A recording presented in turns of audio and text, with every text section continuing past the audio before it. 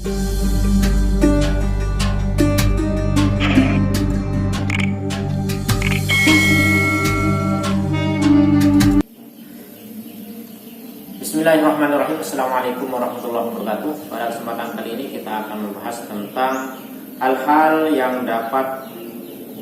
yang haram dilakukan ketika kita tidak punya wudhu. Dari keterangan kitab Sulam Taufik halaman 20 dan cetakan kitab Maktabatul Hidayah Surabaya.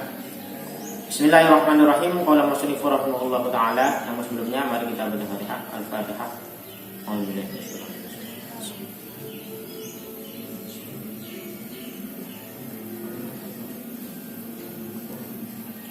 Faslun wa man intaqada wudu'uhu harum alaihi. Fasal ini menjelaskan barang siapa yang wudunya rusak ataupun batal, harum alaihi as-sholatu, maka haram baginya melakukan sholat. Jadi sholat tidak boleh kalau nggak punya wudu. Wa tawafuh dan tawaf mengelilingi Ka'bah kalau nggak punya wudu tidak boleh. Wa hamlul mushafih, membawa mushaf Al-Quran itu tidak boleh. Wa masuhu, dan menyentuhnya juga tidak boleh. Membawa dan menyentuh Al-Quran kalau tidak punya wudu itu tidak boleh. Illa liswabiyih, kecuali bagi anak kecil. Liddirosati, karena keperluan untuk belajar. Jadi anak kecil nggak punya wudu pegang Quran karena untuk belajar itu tidak apa-apa. Kalau orang yang sudah besar, dewasa, balik, itu tidak boleh. Kalau sudah punya wudu tidak boleh bawa, tidak boleh menyentuh.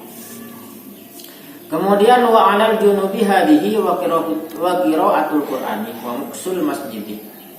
Dan ditambah lagi bagi orang yang junub, orang keluar sperma belum mandi besar, maka yang haram adalah hadihi, artinya mulai dari sholat, tawaf, membawa Al-Quran, menyentuh Al-Quran, dan ditambah lagi membaca Al-Quran wa qira'atul Qur'ani.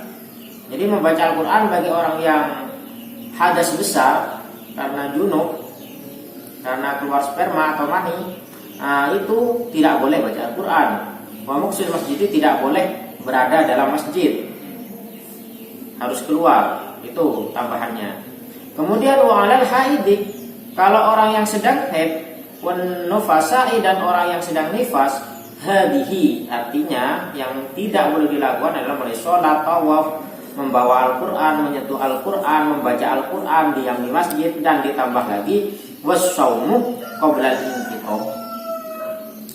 Artinya apa? Puasa sebelum inqita', sebelum mampet. Jadi sebelum darahnya itu mampet tidak boleh dia puasa. Jadi di sini ada kata-kata inqita', artinya mampet itu sudah tidak keluar lagi darahnya, meskipun dia belum mandi itu boleh puasa. Misalkan nih, pas sahur dicek, ya, setelah di cross check ternyata darah nifasnya atau darah haidnya sudah tidak keluar lagi. Padahal imsak ini, kalau mandi saya imsak ini nanti. Kalau mandi tidak nututi sahur aja tidak apa-apa. Terus niat puasa boleh meskipun belum mandi, asalkan sudah pasti inqita', sudah selesai haidnya. Jadi masuk imsak dia masih belum mandi, terus setelah itu kan pasti mandi lah, kan mau sholat subuh, itu tidak apa-apa. Kalau orang haid atau orang nifas. Jadi kalau asalkan sudah inqita', sudah selesai, sudah tidak keluar, itu boleh langsung puasa. Namun kalau belum inqita', belum selesai haidnya masih keluar, maka haram puasa, itu tidak boleh. Dan wajib diqodoi ya kalau puasa. Kalau sholat tidak. Kecuali sholat yang ini ya, yang bisa dijamak, yang mana dia itu inqita'nya di sholat yang kedua, yang cukup untuk digunakan takbiratul ihram. Maka sholat yang bisa dijamak itu juga wajib diqodoi. Berikutnya wa tamkinu zauji wasayyidi minal istimta'i baina surratiha wa rukbatiha. Nah, ini lagi yang dilarang adalah memperbolehkan suami ataupun sayyid. Kalau dulu kan masih zaman-zaman dulu itu ada budak istilahnya ya. Jadi orang yang memiliki budak itu namanya sayyid, tuan. Kalau sekarang nggak ada ya. Jangan samakan pembantu itu dengan budak, bukan. Ibu rumah tangga itu bukan budak, itu orang biasa yang bekerja, orang merdeka, itu tidak sama. Jangan disamakan. Jadi tidak boleh. Beda kalau dulu Di zaman dulu ya, itu memang ada budak perempuan itu ada. Kalau sekarang sudah tidak ada.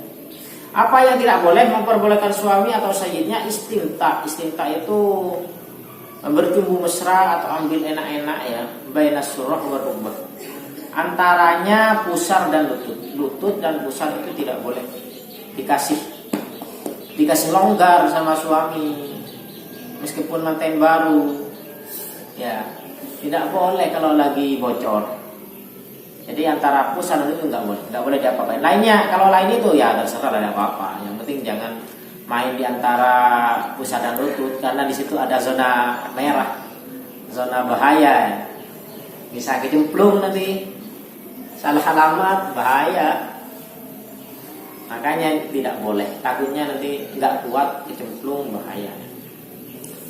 Makanya itu kapan qoblal wuslih. Nah, ini yang jadi catatan ya bagi orang yang haid dan nifas. Ini catatannya di sini qoblal wuslih, sebelum mandi. Jadi bukan hanya itu syaratnya di sini, tapi qoblal wuslih.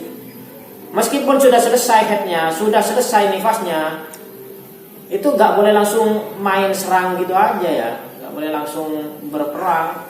Harus mandi dulu. Jadi ingat ya, sekarang ini musimnya manten baru. Perhatikan ya, yang baru-baru ini, yang lagi ganas-ganasnya mungkin. Jadi perhatikan, kalau si istrinya itu lagi haid, kalau nifas ya nggak mungkin kan, nifas melahirkan. Kalau melahirkan kan bukan manten baru.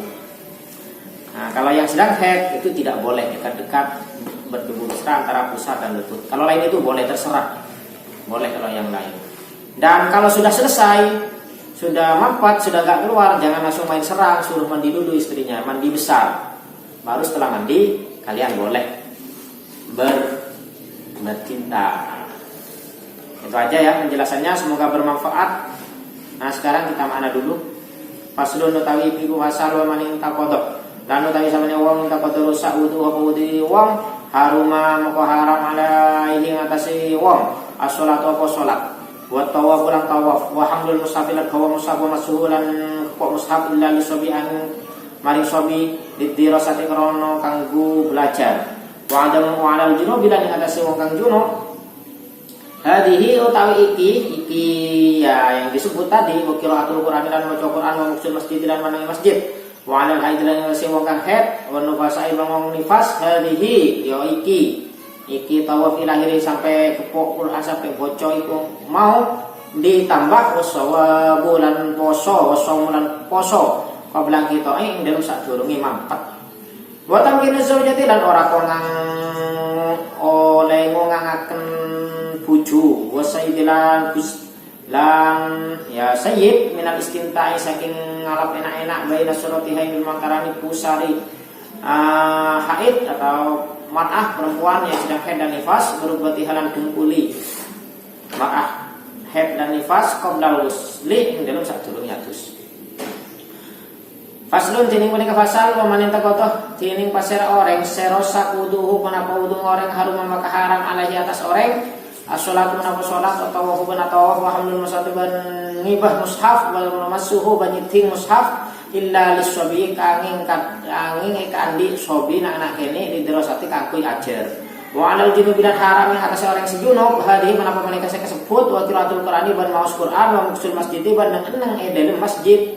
Wa alal haid ban haram yang atas orang sehat wa nufasai ban orang senifas hadhi menapa menika kasebut mulai dari salat sampai nang masjid la wa shamuban haram boleh apa sah qabla ing gotoe sebelum mampet. Wa tamkinu zawjiban ngeleaki lakeh abri kalakeh wa sayyidiban sayyid minal istintai dari ngalakman nyaman baina suratiha inal mantarana bujla wa rubatiha bujla reng bini wa rubatiha ban ta'at reng bini la qabdal wasli sebelum mandi apa boleh berangketi semakin lama reng kita mandi tak oleh saya nggak matananya foto kedingakin. Terima kasih, semoga bermanfaat. Demikian penjelasannya. Bila ada keterangan makna atau bacaan yang salah atau nafsi, kalau yang benar maka itu minallah. Aku minallah. Kalau ada yang salah aku nafsi, kalau ada yang benar minallah. Wallahu a'lam bishawab. Wassalamualaikum warahmatullahi wabarakatuh.